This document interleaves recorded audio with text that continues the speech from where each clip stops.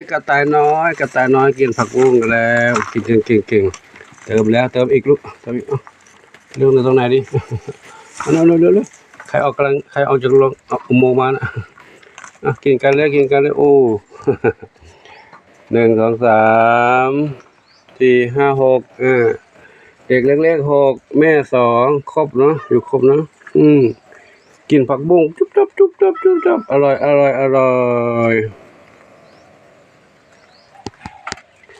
กระต่ายน้อยจะได้อยู่บ้านใหม่แล้วลูกแต่ยังไม่เห็น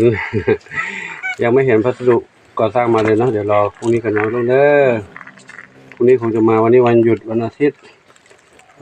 ร้านไม่บริการส่งนะนี่เขาปิดกันนะเดี๋ยวรอพรุ่งนี้ก่อนเนาะจะได้ทำให้น้องกระต่ายได้อยู่แยกกันอยู่ผู้หญิงส่วนผู้หญิงผู้ชายส่วนผู้ชายเนาะบ้านใครก็บ้านใครอยู่กันเนาะในตรงนี้นะลูกเด้อกินอาหารกินกุ๊บกับกันเนาะกินผักบุ้งกระต่ายนมพ่อกระต่า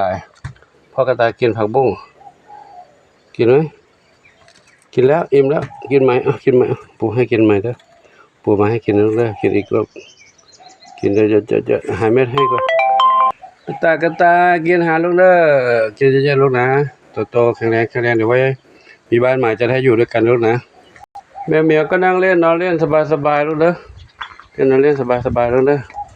เหมียวกินอาหารเป็นเวลาลูกนะไม่เหมือนกระต่ายกินไม่เป็นเวลากระต่ายกินไปเรื่อย กินได้ทุกเวลาเนาะ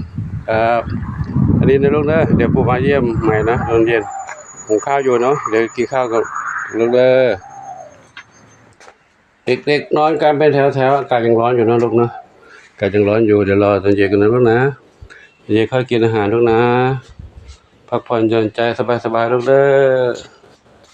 กอไก่ก็เหมือนกันลูกกอไก่ก็อยู่การไปก่อนลูกนะอย่าไปกวนหลวงปู่มากนะหลวงปู่ทำงานหลายอย่างลูกเด้อกินเป็นเวลาลูกเด้อหาไม่ทันแล้วหากินอาหารธรรมชาติแล้วนะเขาก็ขอจุติคิดไว้ทีนี้นะพบกันใหม่คลิปต่อไปช่วงนี้มีสุขสาธุอายุวันโนสุขังพลัง